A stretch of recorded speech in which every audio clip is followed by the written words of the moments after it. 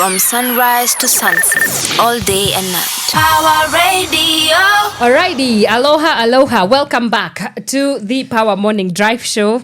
My name is Anne Wanyoike, and as promised, we are joined today now in studio with or by Mr. Tevin Kote. He's a communications lead at Badili Africa, but he also wears other hats, like he's a digital activist and all those things, and he's gonna be telling us in a few the many hats that he not physically, but the many hats that he does wear occasionally. And we are going to be engaging him on a little bit of the work that they do at Badili Africa, but also beyond that, how are grassroots movements driving the social economic change in the society. So that's a discussion for today. So if you have any questions, please, you can find us on our social media handles. That is Pawa Radio across all socials. If you have any questions for Mr. Tevin as well, please, I'm sure that he's more than capable to answer any questions that you might have for him. It's so good to see you, sir. Good morning.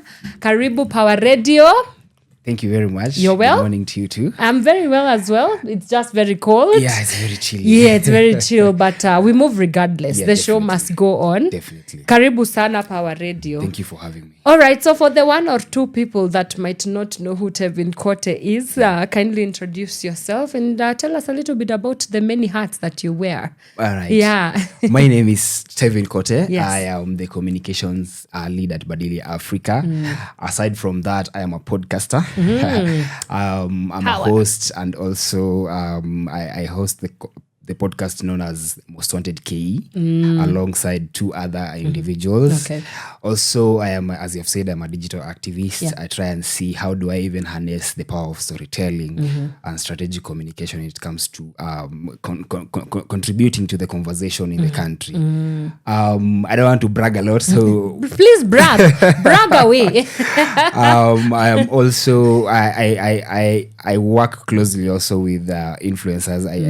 I know the power that influencers have when it comes to shaping narratives. So I am very interested in matters youth because I'm a youth, and also when you talk about the SDG 5, women empowerment and inclusion in the equality. So that's part of the things that I do. Gotcha. Yes. Oh, there's so many things to bounce back off from that.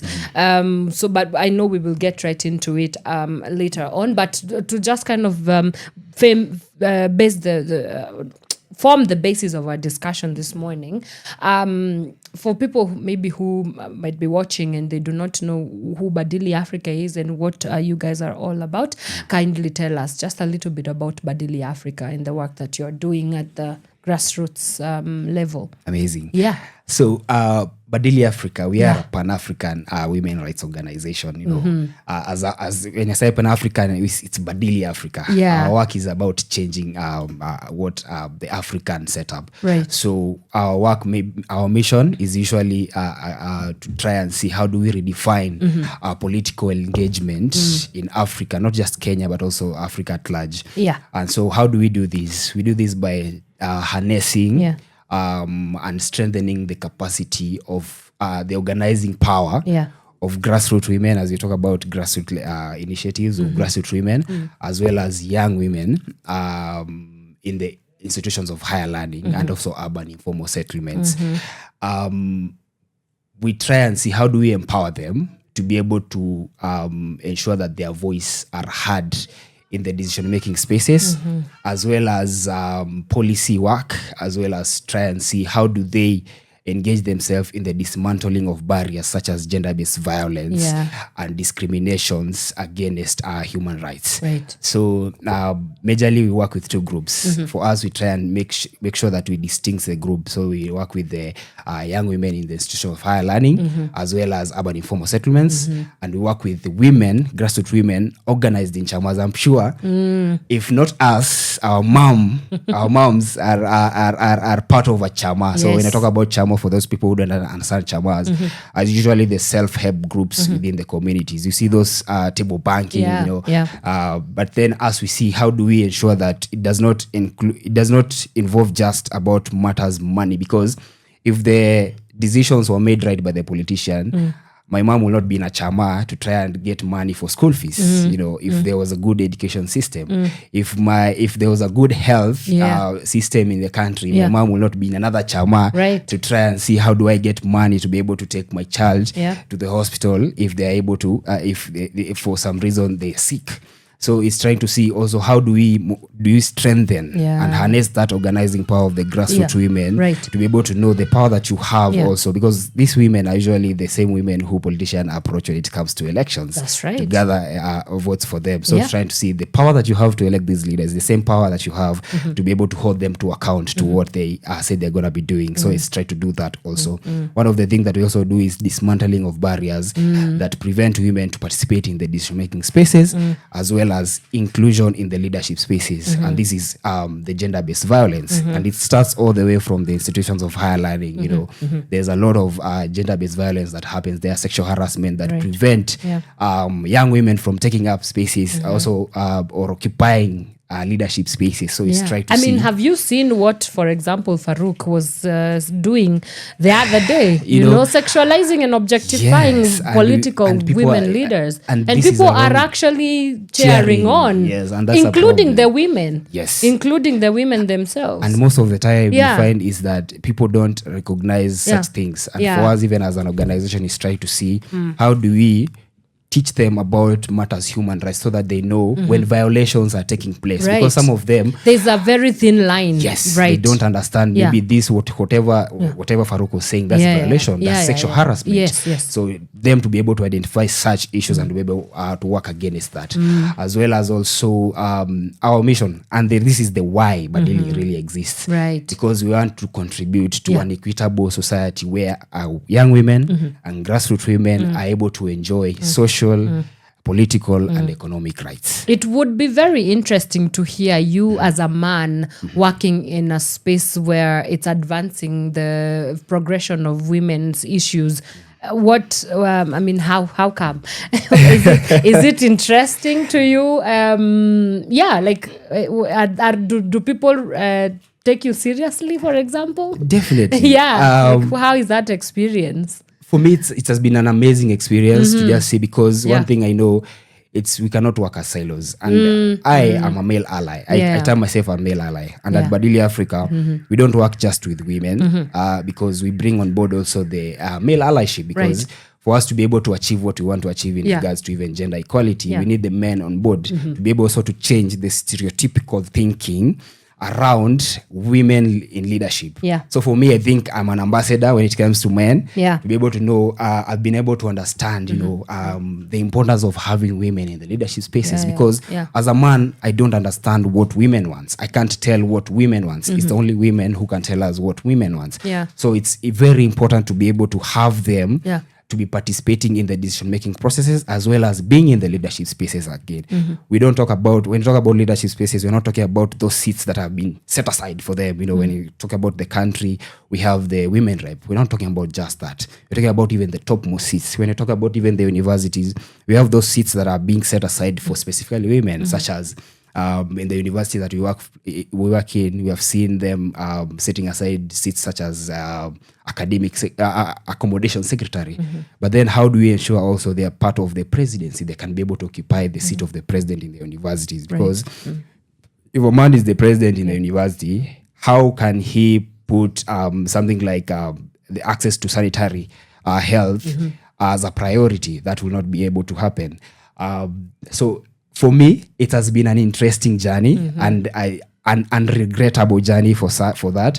And I've been able to bring also my friends to understand, we need women in leadership. We need them to participate. We need to work all together to be able to have an equitable society. Yes. So you said that you're working towards dismantling barriers that oftentimes exclude women from decision-making processes. What are some of these barriers that have been prevalent in your work at Badili? So part of the barriers that we have been seeing, and one of the biggest barriers is, I'll talk about even the aspect of gender-based violence. All right. So gender-based violence has, over time, and we have actually noticed even as an organization, has really made women to shy away from leadership spaces. So when you talk about, I'll give you an example, even start even in the institutions of higher learning. there's a time we're looking at the sexual harassment policies in the universities. And we figured out that in most universities, the last time that they were able to even review the sexual harassment policies was 5 years ago. So these are policies that are there, but then are not up to date with the current trends when you talk about gender-based violence, such as technologically facilitated gender-based violence. Right. And also, we actually realized there's an even, people even can go... What is technologically facilitated violence for somebody who might So not know? technologically facilitated gender-based violence are those violences that are facilitated through technology, such as social media, such as using the phone. Right. I'll give you an So example, such as cyberbullying. cyberbullying, Right. doxing. There are very many of them.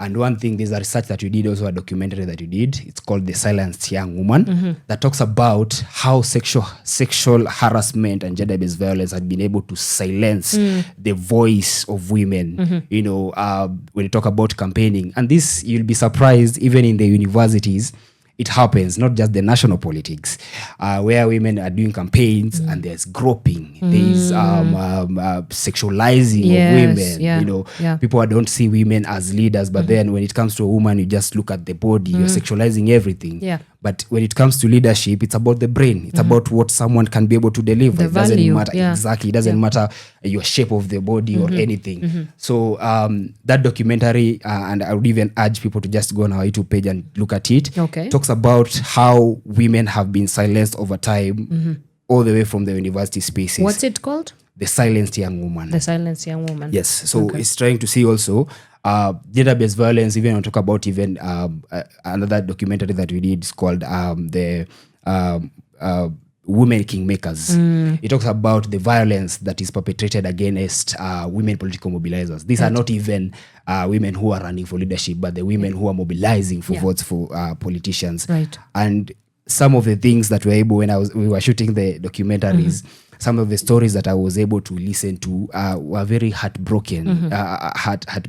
So it's try to see, for us as Badili Africa, try to see these barriers. How do we address them? But not also address them our own, but also build the capacity of these women to be able to identify these particular barriers and to be able to work against them, to be able to be advocates against them, because we are giving them power. It's not about them being the beneficiaries, but also them participating into this particular conversation. Another barriers that we have seen is even the stereotypical thinking. A lot of we're still far from achieving the gender the gender role in Kenya, the two-third gender role, and it's because of also when you ask me how am I a man and working in the women's space, is I was able to shift that stereotypical thinking of, it's only men who can occupy leadership. And we have seen in the countries where even women are occupying top leadership, how they have changed, how they have had better policies. And is to see how do we even bring men on board into this conversation so that they can also realize the power of having women involved in the conversation. A woman is not just supposed to be in the kitchen. How Tell them. the African, the African narrative of your work is in the kitchen. Your place is in the kitchen. You're supposed to take care of your husband, but also how to see how do they engage. You remember that those back in the day, especially in the traditional times, even when there's important meetings at home, the mother is in the kitchen cooking, but then decisions are made in the table where men are just there. Right. But also to see how do we change that stereotypical thinking among men and among boys, right from the universities. When you talk about grassroots level, it's not just in the urban informal settlements, but also in the university at a tender age of people who are at 18 to 23. Right. Then being able to understand from that early age that, we can have a woman as a president. We can have a woman in the topmost seat, and she is capable enough to make decision even better than even men. That's so right. Those are the barriers that we're able to see, and even the cultural barriers. Yeah. Other traditions don't believe women are supposed to occupy space. Look at Kajiado County. I don't think there's any woman who was elected apart from the woman rep. Yeah. So how do we ensure also in locations such as those, we're able to change or shift the cultural belief that have been there over time, that have always silenced the voice of women. That's right. Yeah. Right. Okay. So and now shifting gears to some of what I hear you say, and even as I was researching Badili ahead of this interview, I saw that a lot of your work is really centering the grassroots movements, in ensuring that in whatever capacity you are centering grassroots movements in social, political, and economic change, and of course development. So I want you to talk to us a little about why is it so effective and important to center grassroots movement, particularly because, as you've said, there's always exclusion, there's always a marginalization from the grassroots. We live in a country where we always like talking about bottom up approaches, but it kind of does not quite translate. Yeah. So why is it so important for us to center the grassroots movements? For Badili, we talk about even as an organization, beyond the margins, beyond the margin of democracy. Funny thing, for politicians, when they are advocating for power, for votes, they go to those grassroots. They go to the boda chairman. They go to the mama mboga. Nyumba kumi chairman. Yes, they are the ones who mobilize. They have understood the power of grassroots movement. Right. They have understood the power of grassroots mobilizing. And that's why they go to the community. You'll see if the president wants to mobilize power, it's rarely, even back in the day, if you have seen our political or our campaign strategies, they usually go to mashinani to try and see how do you mobilize from the grassroots up. When Mr. President was coming in power in 2022, his work was bottom up because he realized everything the power is at the bottom. Trying to convince the local border person about why he should be in power and how it is going to do for them is what he did. So for us also, we have recognized that the grassroots level and being able to mobilize in terms of grassroots is very important. And for us, we use most unconventional spaces when it comes to grassroots mobilizing. And one of the methods we do, especially in the communities, we look at when you talk about the chamas, chamas have a very big power in terms of mobilization. And we center them because a lot of organizations maybe they usually make decisions and then they take it to the communities. For us, we do the vice versa because we need to listen to what is the problems that are there in the communities so that we're able to solve them and we're able to program it based on the needs of the communities. So we work closely with, we use spaces such as saloons. So cool. To have, to just have civic engagement. Like for you. You've spent a lot of time in a saloon, maybe 3 hours. It's a lot of time. Yes, but then how do you ensure that we have been able to train the saloonist who is plaiting your hair to be able to disseminate civic educations to you, to be able to know, because those are the people. It's a familiar space to a lot of communities. The barber shop. My barber right now, even we moved from talking about football from time to time. Now we're talking about even the politics. Right. So them being able to have a conversation in a familiar space, saloons, the chair, when the women are going to the chamas, what kind of conversation are they having after they have done the table banking and the whatever the activities of the day? How do they shift also gears to having conversation about civic matters? Because we cannot reach everyone in the communities, but then having specific people who have a certain influence within the communities enables us to have ownership, people having ownership and engaging in a familiar space. Because if your local saloonist is talking about how the governor is not working in the Nairobi. Even you, even if you did not have interest in the political conversation, you find yourself over time starting to have interest in this conversation. And that's how we are able to just have even the mobilizing aspect of it. People taking ownership. When we go to the communities, already people have started engaging with this conversation and they are able to just come willingly and get educated about these things. Also, for us, even in the university spaces, the aspect of grassroots is we have a very unique approach when it comes to university spaces. That is the political spas. I don't know if you have ever heard of the political spa. No, I haven't. So tell us about it. For the political spa, it's a very unique approach where we merge beauty and civic discourse. So That's interesting. Yeah. when you go to the university and you bring a conversation around matters civic engagement, it's very easy to have students who are in the political education, people who are in the gender studies coming on board. But then how do you ensure also people who are doing engineering are part of this conversation? How do you ensure people who are doing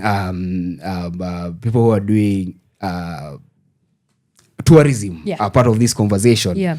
So for us, we came up with a signature model, a very innovative model called the political spa. Okay. Where through makeup artists also are our civic educators, we are able to attract the usually people who are left in these conversations, the young women who are left in this conversation. It's a very feminine space to be able to, you can be able to have civic conversation while being applied makeup. All right. So that's how we do it in the university, and we have seen a lot of women coming on board.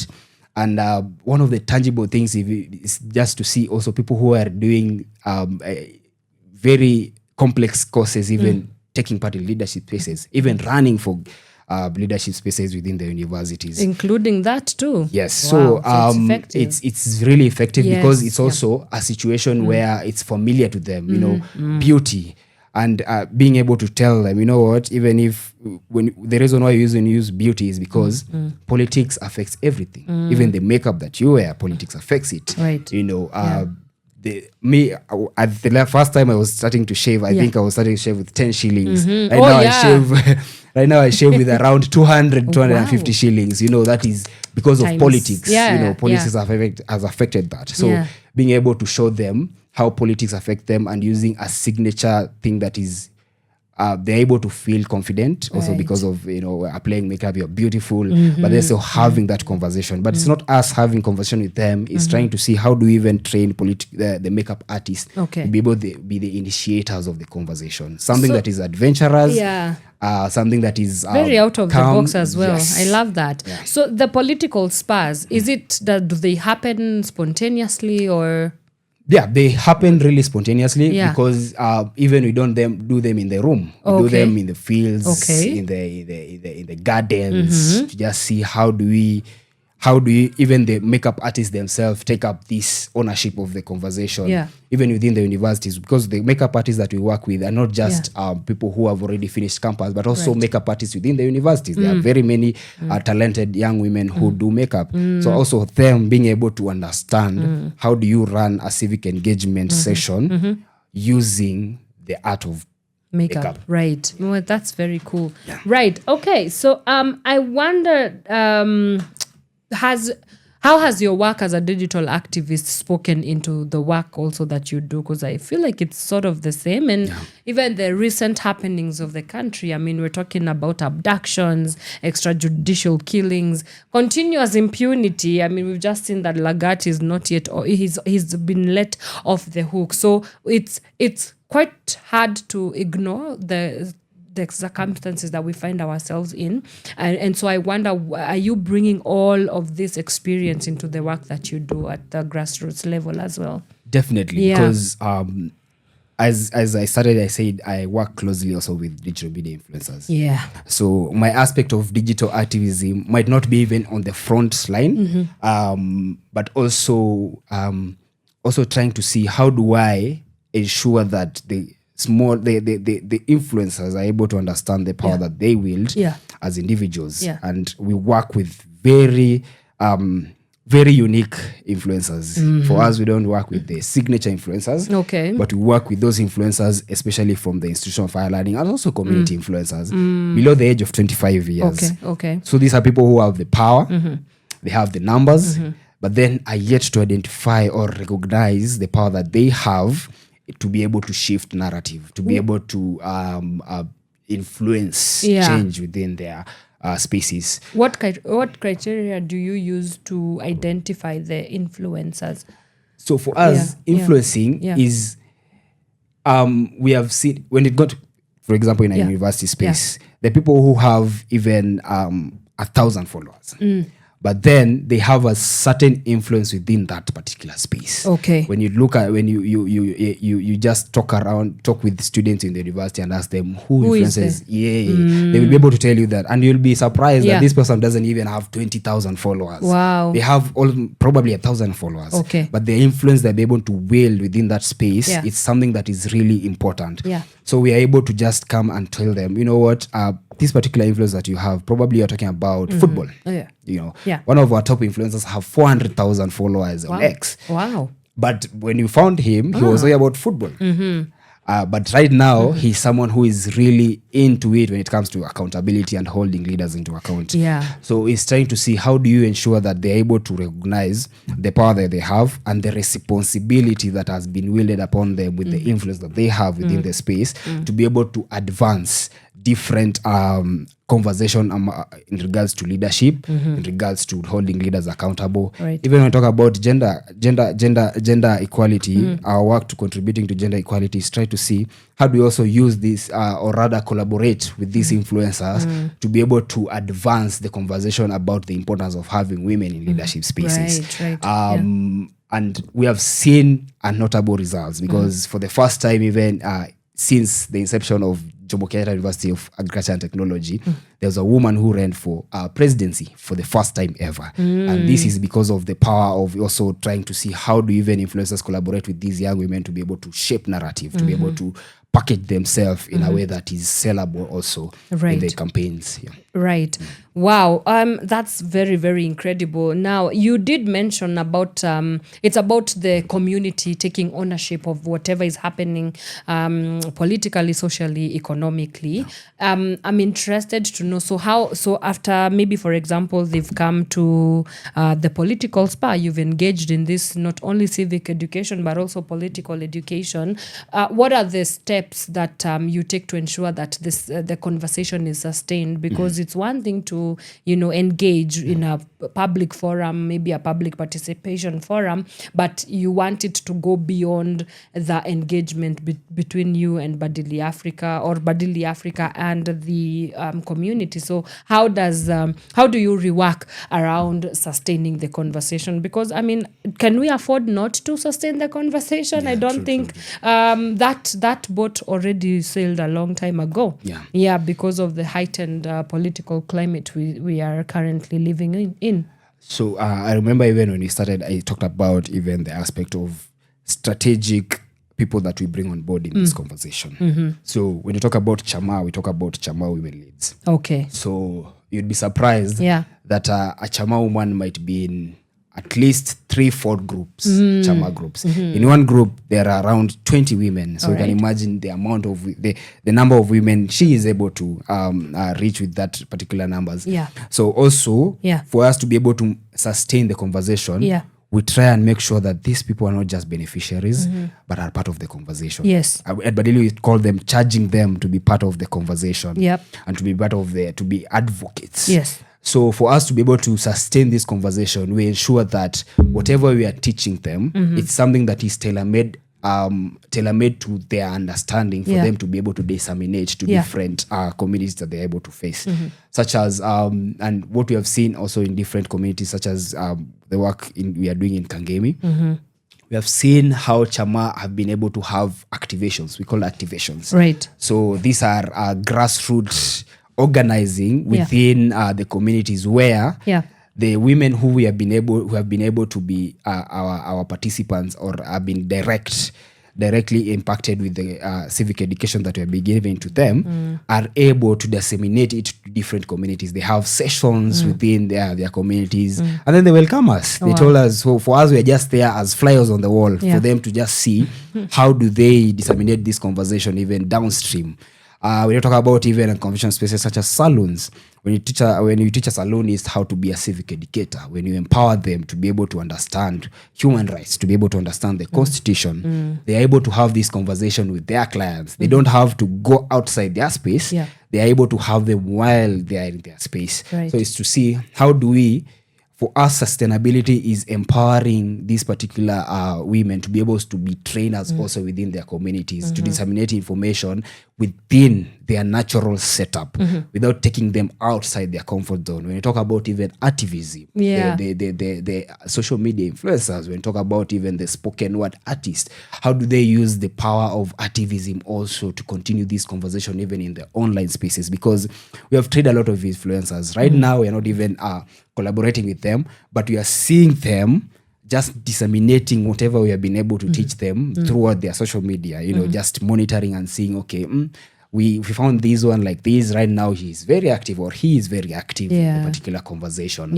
So it's to try to see how do we also, even the aspect of knowledge products, tailor making knowledge products that they are able to use within the communities to be able to disseminate different conversation and to ensure that sustainability is ensured within the communities. Awesome. Let us talk a little bit now about, the Pan-Africanism that you mentioned, that at Badili Africa, you are a Pan-African movement, a Pan-African organization that sets its precedence on Pan-Africanism and the philosophies of Pan-Africanism. So from where we stand, from where we sit, first of all, why is it important for us to still have philosophies that sort of create synergy points for us to engage, not only politically, but also socially, and also economically, but also beyond that, because Pan-Africanism is also its own philosophy.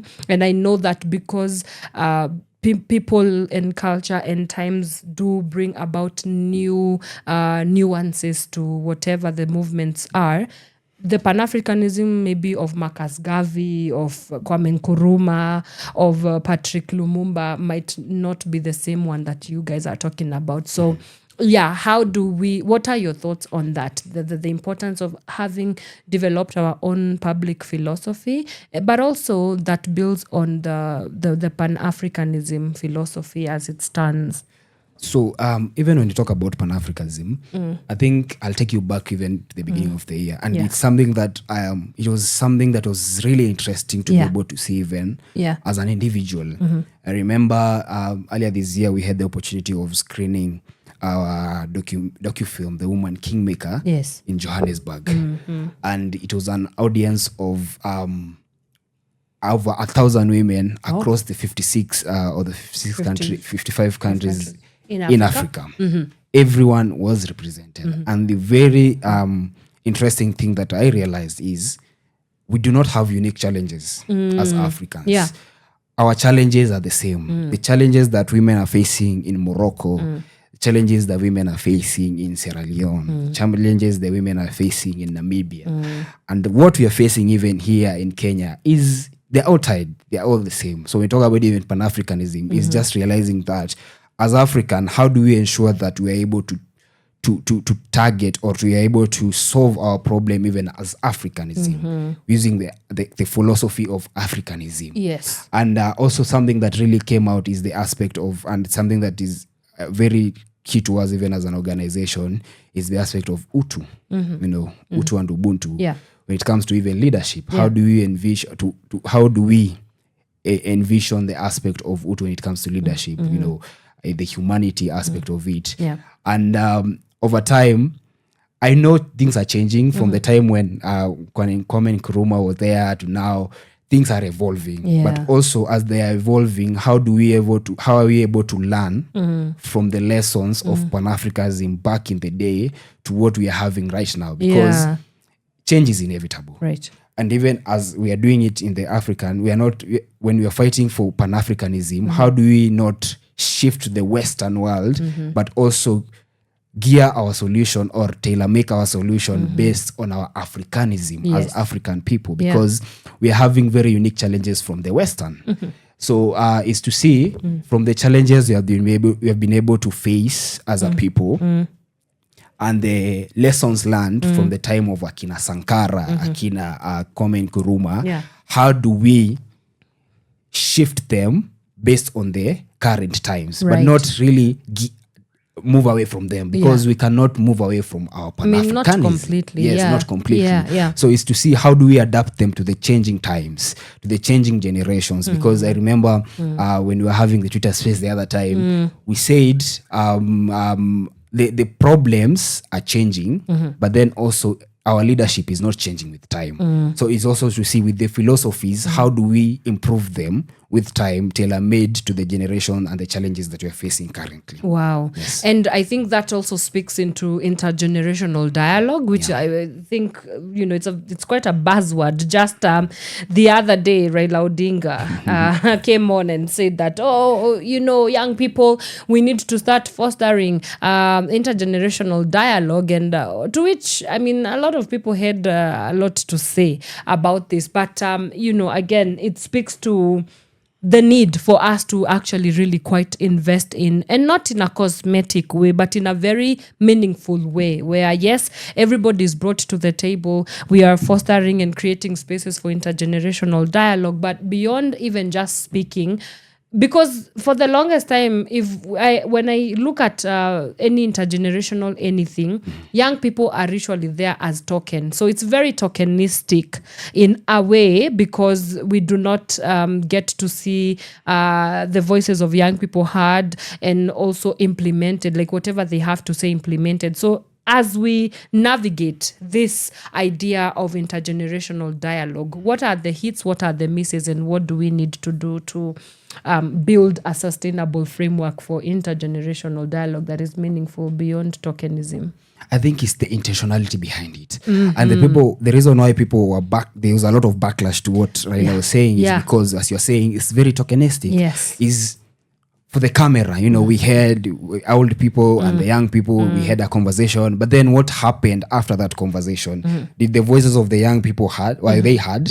Were they, leave alone even being heard, were they implemented? Is to see, so for us to be able to have a very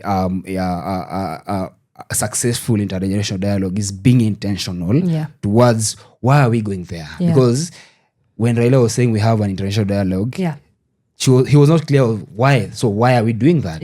What is going to happen? What are the changes that we're going to envision when we are having this conversation? And for us is to see also, as an organization, we have really invested when it comes to intergenerational conversations, is to see how do we, because challenges, they don't shift, they just evolve. Right. Yes. The challenges that people faced in the 1969 is the same challenges we are facing, but just in an amplified manner. So it's to see what are the people, what were they facing back in the 69 that we are facing now? How did they approach that we can be able to see, even as a young people, to improve or to strategize better based on also what they do that failed, that we can be able to do and succeed. So the importance of intergeneration is because we cannot work as silos if we want to see change.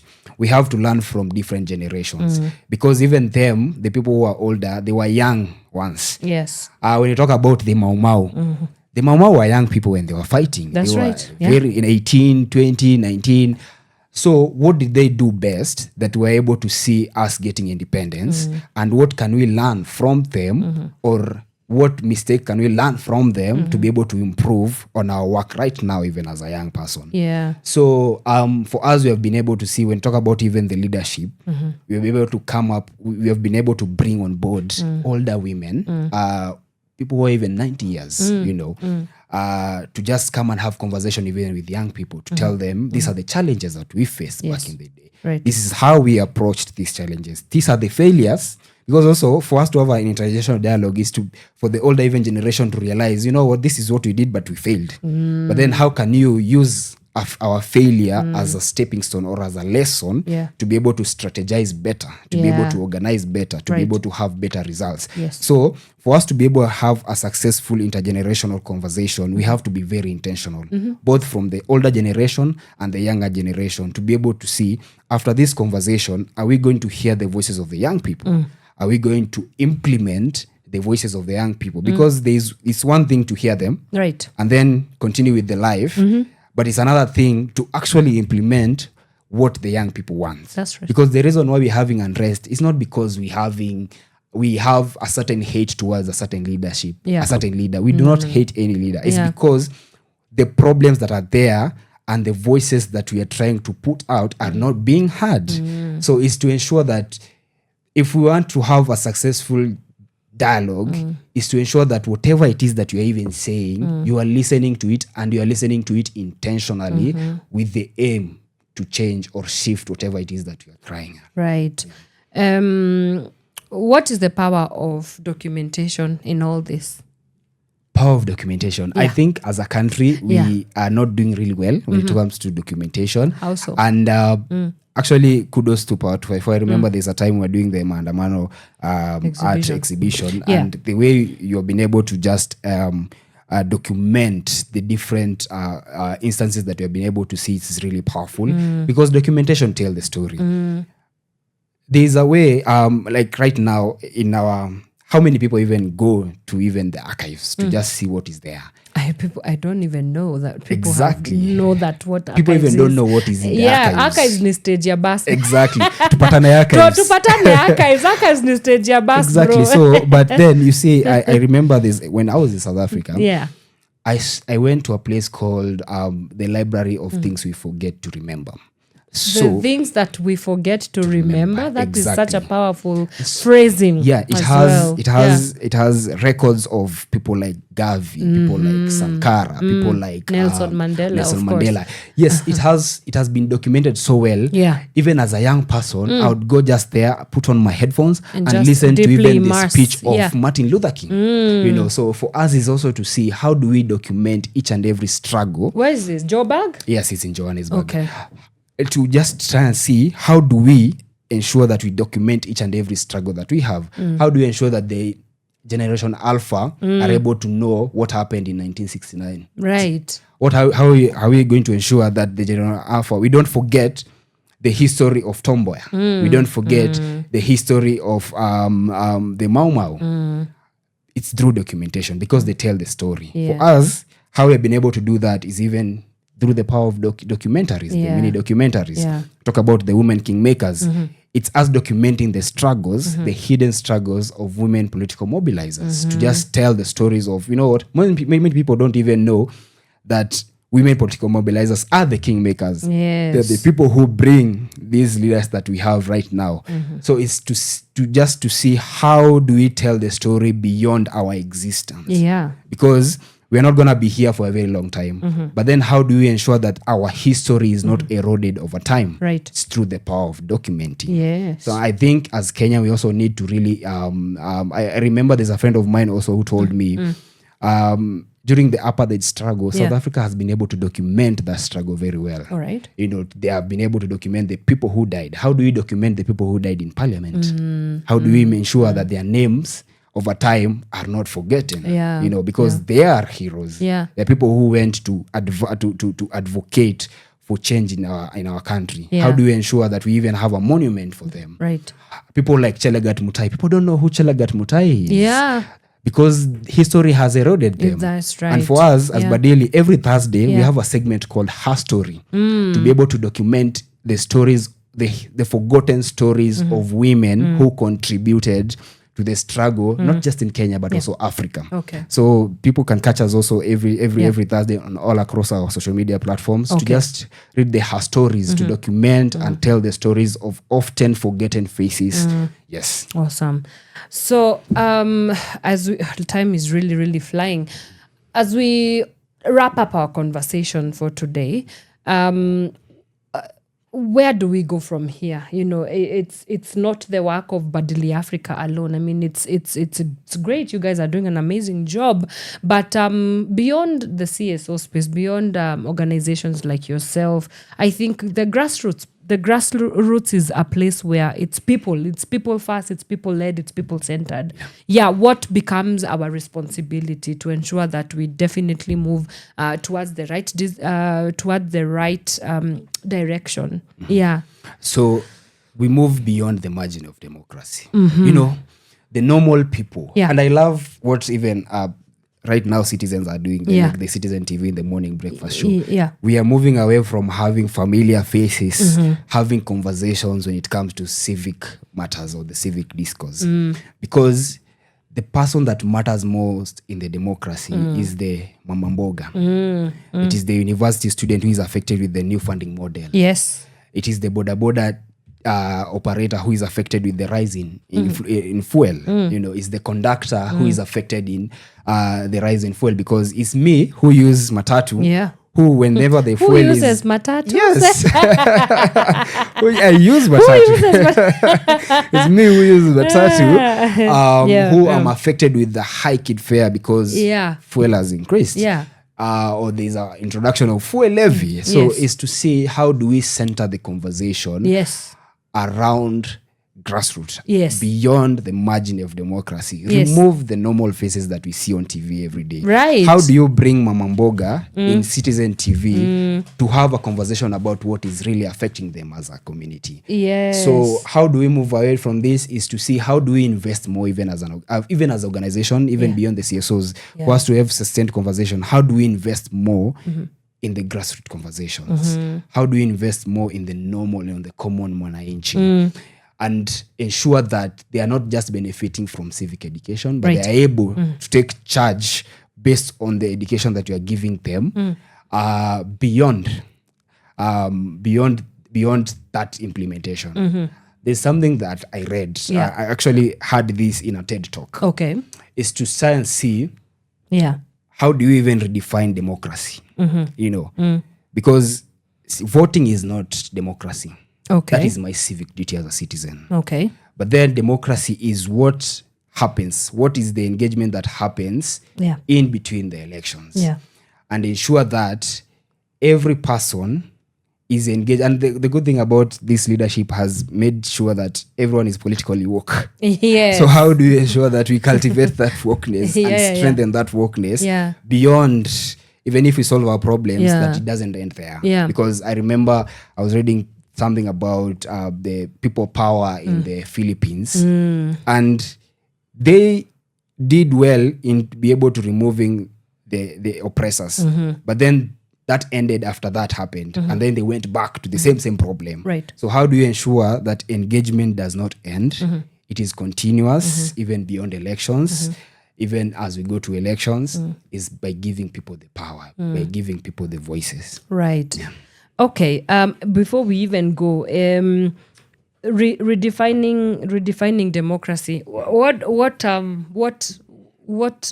would be your suggestion? How do we even do that? Redefining democracy is by ensuring that engagement doesn't stop. Okay. Because the moment we stop engaging, we are giving power to the oppressor. Okay. The other time we were talking about leaders. But the people we have in parliament, they are our representative. They are on donated power. Every one of us has donated power to them. Right. For them to be able to represent us. But then redefining that is ensuring that we never stop engaging. After voting, that is our civic duty. How do we ensure we are able to engage on matters decisions, on matters policies? When there is a public participation, how do we intentionally show up for those public participations? Not just as tokenism, as you say, because most public participation in country as tokenism. It really is. Yeah, same faces, same names, same everything. Exactly. How do you tell me things that do not pass in the public participation? A leader has to come up and say, you know what, it's still passed. So that means we are not even intentionally taking responsibility of what public participation is, even as entrenched in the constitution.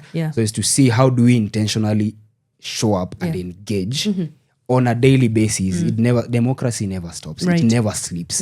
So the moment we stop engaging is the moment we lose. So it's to ensure that we have continuous engagement and continuous capacity building and civic education to be able to ensure that we redefine the democracy. What is the power to what power do young people of this nation wield as we conclude? If you were to address young people, young Kenyans, So young Kenyans, we make up 70% of our population in Kenya. That means, yet we are the marginalized. We make up 70% of the population. Is to ensure, first of all, last year we had a very low turnout when it comes to elections. First of all, is to ensure that we take up our civic duties let us register as voters. Let us show up to vote, because the moment you say itaibiwa tu, you see when the lady from Wajir will say tutaiba tu. So if young people take up that and say they will just steal, so there's no reason for me to show up and vote. Anyway, no, you have to show up and vote. You have to do your civic duty as a citizen, as well as after voting you have to ensure that you are actively engaged on these decisions that are being made, because we have the power. We have the power of numbers. The power of numbers ensure that we can be able to be heard. So it's to make as much noise as possible, right? To not work in silos, to also see how do we organize better aside from mobilizing, because we have the power of mobilizing, and we have even the power of digital media. We are we are in the current state of digital world. How do we ensure also we harness the different platforms that we have? I love what people are doing in TikTok. The young people are doing in TikTok. Having spaces, using their own platform to talk about matters, civic engagement. Right now, I think TikTok is one of the best. It's buzzing. It's buzzing with matters, politics, and civic engagement. So it's to see how do we harness, because everyone has a platform. Yeah. You might be a saloonist, you might be an influencer, you might be someone who has even influence of 2 people. Right now, we have university students at home. How do we have the knowledge that we have as young people transfer it to the older generations? That's right. Also, is to ensure that as young people we recognize the power that we have of numbers, the advantage of digital media, and also the voices that we already have, because right now we have a very political woke generation. That's right. I love that TikTok thing that people are saying correction. It might look like really gay, but I love it, because even people in the grassroots, in the urban informal settlements, are able now to understand and to be able to see also, even as from the CSO space, how do we also tailor make, because the constitution can look like a very complicated document, right? But also, how do we tailor make it in a way that someone from Korogosho can be able to understand what the constitution says? That's true. Right. Where do people find you? Where do people find Badili Africa? So I'll start with Badili Africa. We can find us in all social media platforms. We are very active everywhere. Okay. On Instagram, Badili_A, small letters. On X, you said you want to call it X.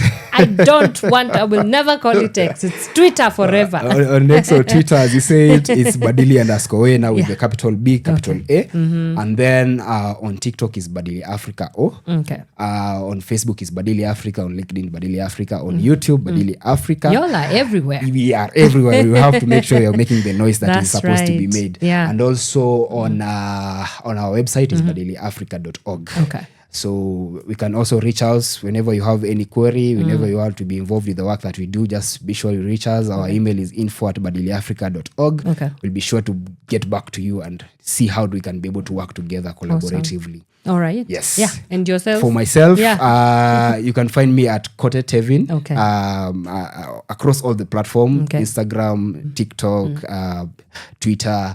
And also, there's a podcast called Most Wanted KE. Please listen in. On Spotify, just Google Most Wanted KE. Very amazing conversation that we're having in the current state. And it's a young people podcast. So, awesome. Hey, young people unite. Young people power.